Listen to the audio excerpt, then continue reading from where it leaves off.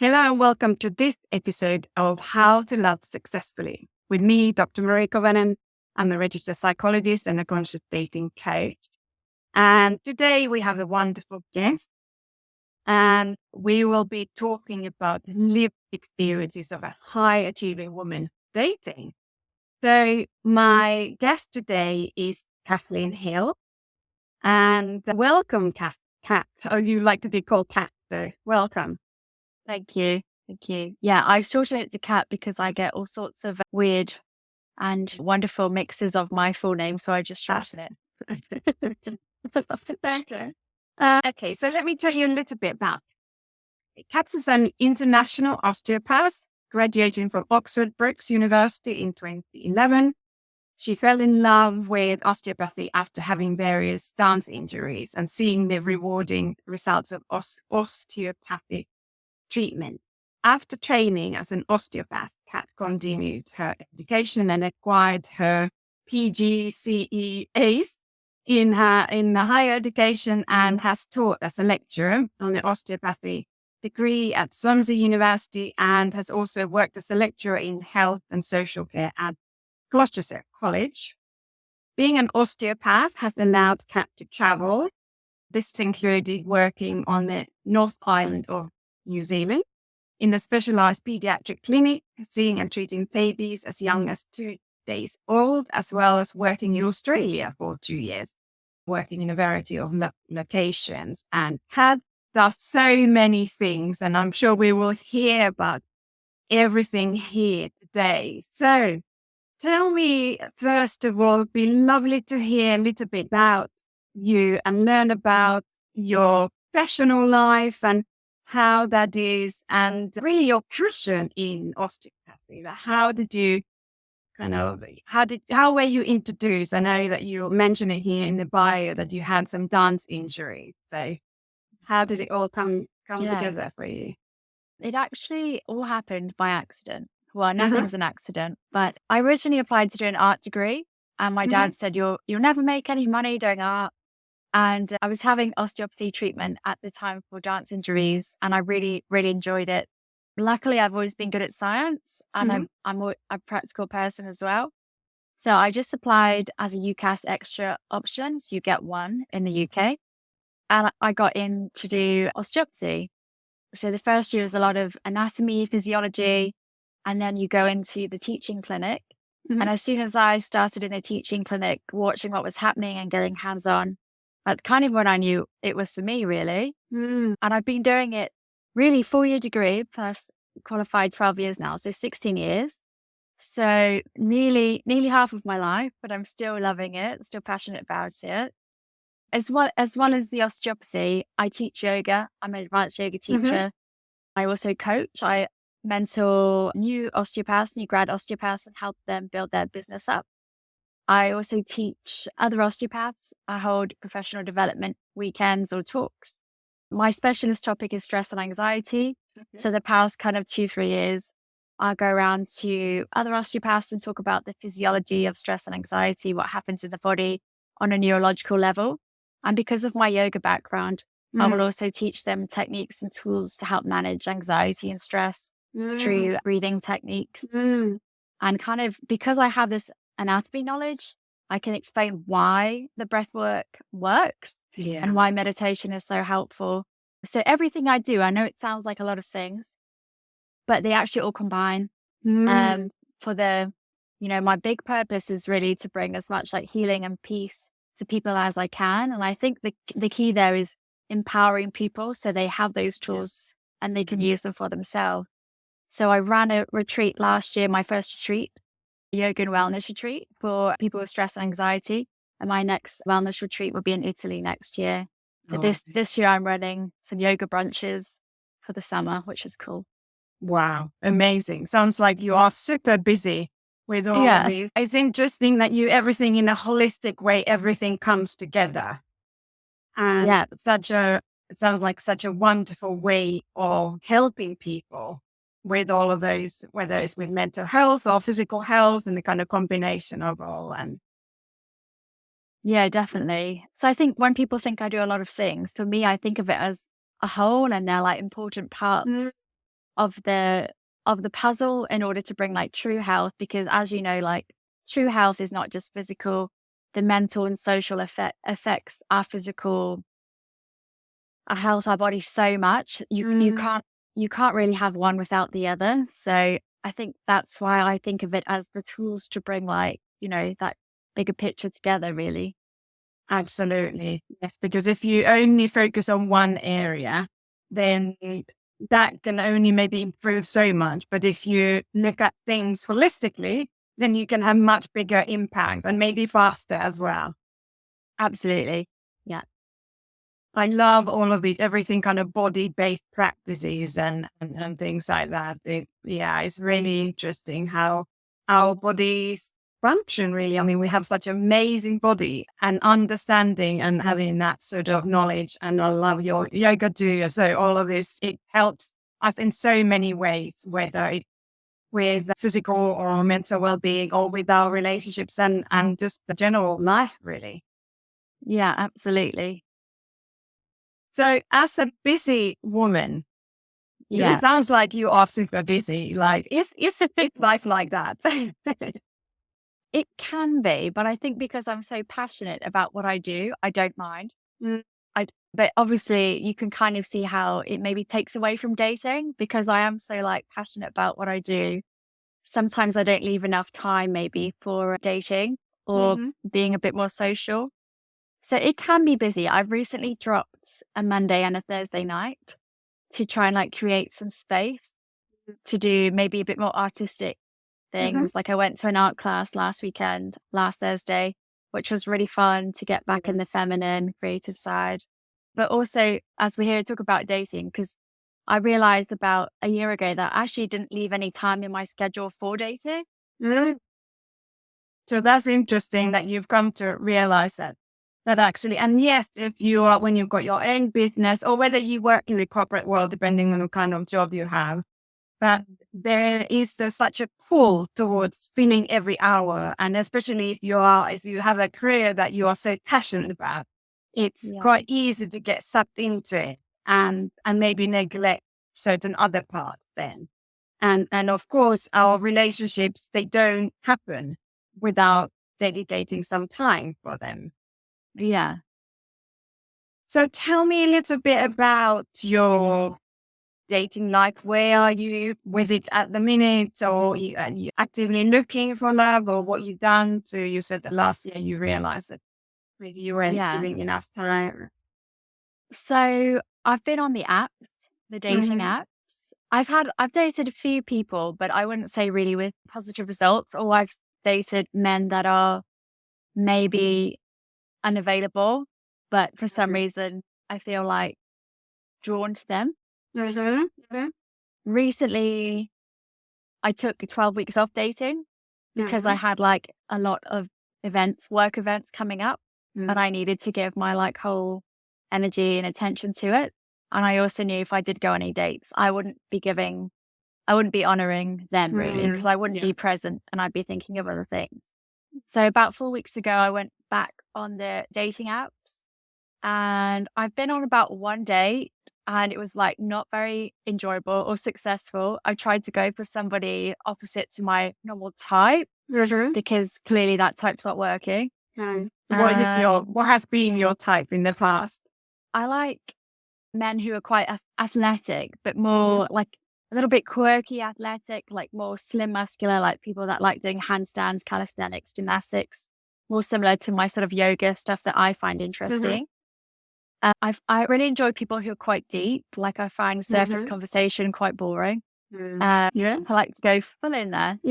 But like I realize that maybe because of my coaching background and mentoring people and working in healthcare, I'm really conscious that I'm kind of attracting these men who maybe need support or mothering. And I'm trying to consciously break away from that and realize like I need a partner. I don't want someone I'm looking after or having to lift all the time. Well, that's a big realization. And it's actually, for many women, it is exactly, this sort of pattern is quite common. And of course, we've been taught in many ways since we were young girls to look after other, people, and the sort of nurturing can come naturally, of course, for women. But there's a difference between partnership where there's kind of two-way giving versus one is always giving more to the relationship or always helping someone and sometimes I say that in the helping professions, it can be a bit of an occupational hazard almost, the being drawn to someone who needs a bit of that extra push but then in a partnership and in a relationship that doesn't work because it can leave one feeling quite frustrated and if the other person is not contributing equally to that relationship. Yeah, absolutely. I also feel like sometimes I'm the oldest of 3 children, like maybe take on that mother role. And I sort of feel like sometimes maybe I'm defining my worth by how much I can do for other people and how much I can give.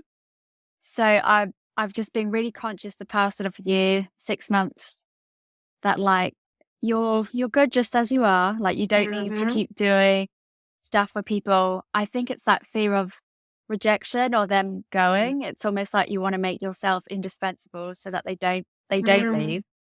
And so it's something I'm trying to work on and maybe sort of attract different vibrational person. So when you've been going on date, have you done any preparation or how does what's your strategy with dating? Well, recently I've just trying to go out of my comfort zone and just date people who are not my like type. So maybe like a bit more like a bit more traditional masculine, like whereas I prefer maybe like a more sensitive, like maybe like well-groomed person. I'm trying to go a bit more like traditional manly man, or somebody who maybe I feel like they work in a different world. So far that has not worked for me, but I'm just trying to like break out of my comfort zone. I will say where I live in Gloucestershire there's not that many like people who are really passionate about their careers that I've found. Right. So it's almost as if I'm 34 and like sometimes men ask me like, oh, why haven't you got any kids? Why haven't you been married before? Right. It's very different vibe from say like London. Yeah, absolutely. If you were in London, that would not be anything, wouldn't be a bit news at all. So I understand totally that. And have you considered maybe going, widening your net, or is that where you want to be in the future? Right now, Gloucestershire is good for me in terms of career progression. I would always love to live by the ocean, and I've had that before in Australia and New Zealand, but due to various circumstances, I've come back here. But I have a really thriving osteopathy business here, and it's very much community based. All my yoga classes are very much a community. So the kind of work I do, you sort of want to build that connection community. Maybe in a couple of years, I'll move to be by the ocean because that's the ultimate sort of dream. Okay. Somewhere warm, preferably, because I'm originally from South Africa and I've lived in the Southern Hemisphere quite a bit. But London is not for me. Like as a yoga teacher, breathwork, I very much enjoy my pace and not like being able to walk the dog wherever, park wherever. I like the countryside sort of lifestyle. But potentially with the retreats in a couple of years' time, maybe with retreats, I'll be moving a little bit further away. And of course, it doesn't mean that love can be found anywhere. And that, and in the world, it only needs to be one person. You don't need to have many. So and that person can be anywhere, really. But on what's been your experience? You said they're not very successful one, but what's been your experience of being on dating apps and what you've kind of encountered so far? Yeah. I feel a bit defeated from dating apps. Okay. Like, I personally feel like maybe they will go a bit out of fashion. I feel like speaking to people my age, they're a little bit bored and they sort of want to get back to meeting people in person more now. I have met people I've dated in the past in real life, in person. And I think for me, maybe on a first date, I'm not my best self because I like to like sort of observe, stand back and kind of suss someone out. And I think in a first date, it's very much like, look at me, this is me, look how great I am. But I just need to like warm up to that situation. I can't be that 100% straight away. I need to kind of feel what I'm working with. Yeah. So maybe that doesn't come across Yeah. right. Well, then what you could do is to introduce an extra step is to have a conversation with someone before even going on. And, I absolutely recommend phone calls beforehand, the old-fashioned calls or FaceTiming or something like that beforehand, because that's an extra kind of starting to build something and to get to know, is it even worth me? Yeah. Because the first stage, and I think a lot of times people put quite a lot of pressure on them, is this sort of expectation. And, are they going to like me? Are they not going to like me? Or will I like them, and vice versa, and all of that kind of stuff. But, having a conversation beforehand and getting to know someone a little bit, is that, okay, are we even on the same page? Are we, or instead of, so, maybe that is the kind of something that if it feels comfortable on the phone, but if it feels really awkward on the phone, is probably a no then. But if it feels like, okay, this feels, that I can relax here and so on. So maybe then meeting up would not be such a big thing. And I think what's really important, that like what you are trying to do, is to change your type. And you absolutely have the right to kind of seek for who you feel that will fit you and will be a good match. And yes, sometimes it's good to kind of test out a little bit and see who would work and who would not, and see if a different type. But I mean, it doesn't mean that, like you said, that maybe your type has been this sort of sensitive, but maybe then a guy who needed some mothering. It doesn't have to mean that there isn't a guy who is both strong and sensitive. Mm-hmm. They want an equal partnership, but they're also very sort of available emotionally and able to kind of share and be supportive, but also really emotionally engage and so on. Yeah. So it feels like it's difficult to maybe meet the right type of people. And then also you're saying that it's difficult to know, or it feels like the online apps and so on, they're a bit of maybe not the right place, that you would prefer meeting in person and so on. Yeah. And of course, have you tried any in-person events or anything like that? It's really hard to like know where to go, to be honest, Mhm. because I don't really drink. So I'm not really like on the clubbing scene, as it were. I've been to art class this week. I teach yoga a lot, but because I'm always in a teacher role, Yeah.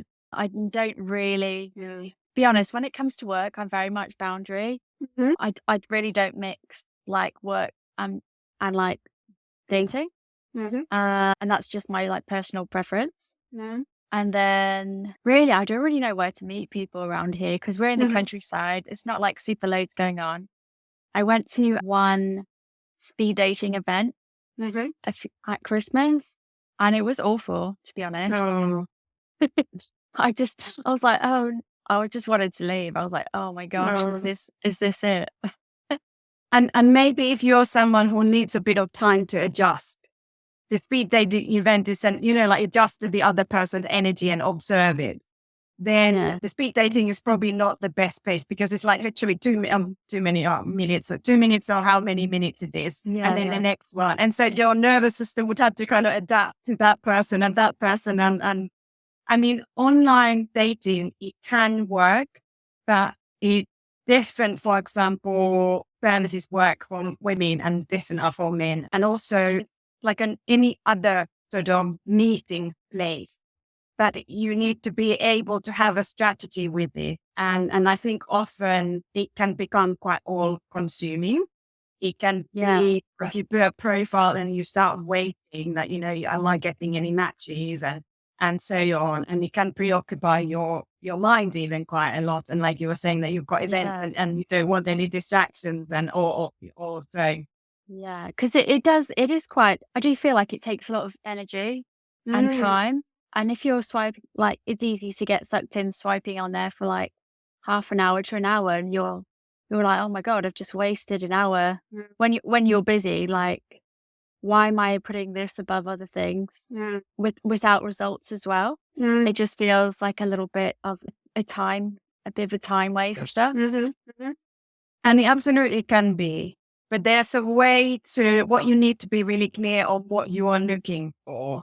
And then also some of those dating, kind of more traditional dating sites are better for women because you can tell more about yourself. Whereas I think the apps kind of, well, they are meant to be like a candy store or, especially for young men, because and what we know from research even that the more we have choice, we feel less satisfied with what we've got and so on. So, you need to be quite boundary with the app use even, maybe have a certain time only and you need to use it in a very specific way to make it kind of efficient. Like in the same way as you would be really efficient in your work when you have to do something. I guess, dating and dating apps and it's such in many ways, it's a new way of kind of relating to something that's artificial. And whereas, at work, that if you want to get to A to B, you roughly know the steps. And in dating, we can also do that, but we need to know the steps to take to make it more efficient for us. Because absolutely. And I used to do this too when I was dating, to literally go out there. And at the time it was just dating sites, go out there and hope for the best. And yes, I went on many, many, many dates, which were just the thought. But there is a way to date in a way that you can be much more efficient and not waste your time on the wrong men. But you need to be also super clear that what you are looking for in terms of qualities and characteristics of a person and what kind of relationship you want to have and lead with that. And also not to be afraid to ask some of those questions about where is their head. Because I think what you were saying in the beginning, when you go on a date, and it's understandable that we maybe worry about how are they viewing us and all of that kind of thing. You mentioned about the rejection. And if we date in a strategic way, which doesn't mean cold and cut off in any way or business-like, but also in some ways treating it almost like when we're looking for a new job, you're probably, if you are looking for a new job or new opportunities, you become quite strategic and certain things you say straight away, that's not for me and that thing is for me and so on. And the same way is perhaps with your like work adventures. Many times business coaches say detach yourself from the outcome. And I guess with dating, it is also that if we put our heart literally there, out, it can feel like, oh, I don't know what's going to happen with this or how the other person is going to treat us or whether they ghost or something like that. That you can date in a way that doesn't have to mean that you feel so vulnerable with it. Yeah, it's interesting you say that. Like I've had comments before, like on dates that even though we get on well, like I seem like there's a boundary there. And I think it's being like running a business and stuff. I'm so in control of everything all the time. And then dating like gives me a lot of anxiety because I cannot control another person. So I think maybe I'm standoffish so that maybe protective mechanism or maybe so I can see what's kind of like happening before I get too opened up. But it's really hard, like knowing if you're being too open too soon, or I think it's for me, because I'm used to like assessing the situation first, like maybe that kind of appears like I'm a little bit standoffish initially. Well, I mean, it's good to kind of observe and see how things progress. But I suppose, like I said, that maybe having a call first or Yeah. something like that. You're building a little bit of rapport, and then you already know something. And also all of those kind of self-loving practices. No, I know that you are, talking about in your work anyway, also putting all of that kind of into applying to yourself before you going on dates and, grounding your nervous system and all of that kind of stuff. And Yeah. and then I think there's a big mindset shift in terms of date or first dates, especially because I think there's such a big expectation. Oh, is this going to be now the one? And especially if we have been single maybe for a while and we're kind of like always hoping. Whereas I think we need to approach first dates from the kind of point of view, okay, well, there was enough for us to, what I know of the person already, there's enough for us to meet up, first of all. And then I think the guy needs to take the initiative here and come up with the date and the plan, because how the dynamic starts is also how the dynamic then develops into a relationship. And I Yeah. think sometimes, I don't know how easy or difficult for you as a high achieving woman it is to kind of the step back a little bit and allowing someone else to maybe plan or Yeah. I do find that sometimes I have to like call myself out because I am busy. I'm like, I can see you at 4:30 on this day. And I like maybe comes across like I'm scheduling a business meeting. So I do have to call myself out in that. But I actually do find it quite frustrating when men don't take the lead and organize the first date because I am in charge all the time. I'd quite Mhm. like a break from it in my romantic Yes. life. Yes, absolutely. And I think that's the cue for you to know that if he's not initiating it, that's saying something about him. And because if he's not initiating and he's not interested to put the effort in right here, he is, he's not looking for a relationship, or he's the guy, what I call is like a lazy lion. On lazy lions love organized, super kind of driven women, because the woman will always do everything and he just, he comes for a ride, which is then frustrating because he's not contributing. So, that is a cue, really, that if he's not taking initiative, well, then there's plenty of other fish in the sea. And so that's kind of like, I guess, I'm not saying that it's a test, but it demonstrates already about where they are. And you can Okay. use that as a cue for yourself to say, okay, if he's not putting effort, well, upwards and onwards. And that's not Okay. about you or anything. That's maybe where their head is, or, and then online, there's lots of people obviously who are entertaining themselves. They start these kind of marathon text message conversations. And again, they might not really mean anything with them.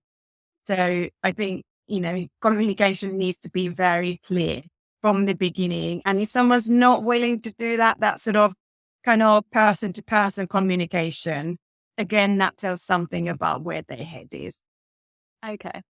So to kind of, I guess, eliminate certain people. And then I guess the best way to protect yourself when you are dating is really to have your high standards and eliminate people who are not meeting those standards. And that doesn't mean that you're looking for someone who's totally perfect, but it just means certain standards you have in terms of how you want to be treated in a relationship. And if you want to be treated in a someone who is kind of respectful and says, I really want to see you and I want to organize this date, and when can I see you? Then, then those people who are not doing that, it's a sign to say, well, that's not the right person for me. Yeah, definitely. So are there any sort of other maybe questions that you would like to ask me about what might be helpful for you? Painting. I suppose in terms of dating apps, do you think that is something that I should stay on or give more energy to real life meeting? Well, you could do both. Yeah. So dating apps, but you need to, like I said, that you need to kind of limit yourself. You need to have a profile that's kind of optimized for the person who you're really looking for. So that then when they see, they're like, they're talking about me here. Yeah. And then, of course, you can potentially meet a person anywhere. I know you said that you live in sort of rural areas. So maybe in that sense, the online kind of gives you more opportunities to connect with people who are not like on your doorstep, or if, there's more kind of space in between. But there might be people in, attending events, and so they're not everywhere. And I guess what happens is that these days we are so focused on looking at our, phones and what have you, whether we are in a coffee shop, but you never know. There might be someone people have met in the supermarket before, or, things like that. But if we are always looking down, like we tend to be these days, then we are not making eye contact. Yeah. Yeah, definitely. I guess the one final like real question I have is kind of I feel like in charge of every other part of my life, but I don't feel like I have control over relationships. Is there anything I could do to like help me feel more empowered or, you know, strong in that area? Mm. Well, everything starts from self-love and how you feel about yourself. And this is probably something that you are, telling your clients too. But it really is that the better relationship we have with ourselves, the more we accept ourselves as the person we are, then we know who we are, we know what we are looking for, we set the bar high, but it's not too high for the right person. And in that way, there's many things that you can control about relationships, which is giving yourself the love that you're seeking really first. And then that will set the energy outside that will draw in someone who sees your energy. But often we are supposed, if we doubt ourselves or what have you, so it's kind of focusing on yourself first. Okay. And then, because that you can control, you can emphasize your self-love practices. You can, do all of that. And then also what you can control is that where you put yourself. Mm-hmm. So yes, you don't know who and when, where, but you can put yourself out there, and there's always potential when there are people. Yeah, true. Yeah, really, yes, giving yourself the love and believing yourself that, like I said, that it only takes that one person, and there's 7 billion people on this planet. So, so it doesn't have to be many. It's just one person, and I'm sure they're out there somewhere. But sometimes we need to be out there also, kind of available. Yeah. Okay. Yeah, great. Thank you. So thank you so much for this conversation. And if anyone was interested in your work and knowing more about your work, how could they get in touch with you? What's the best way to get in touch? The best way to get in touch with me is probably Instagram, which is at coach_Kat Hill, or the osteopathy page is at Hill Osteopathy, which is just HILL Osteopathy. We also have the website where I have all the osteopathy work and the yoga brunches and retreats that I run, which is just www.hillosteopathy.co.uk. And that all the information of the events I'm running are on there. Brilliant. Well, we'll include all of those details in the show notes. So if anyone wants to go and have a look, and I do encourage anyone listening to go and check out sounds like you've got wonderful retreats and everything coming up. So amazing stuff. Thank you so much today for this conversation. And I hope this has been helpful in someone out there who is maybe in a similar situation to you. And thank you so much for coming today. Thank you, Dr. Mari. Thank you, and bye then. Bye for now. Bye.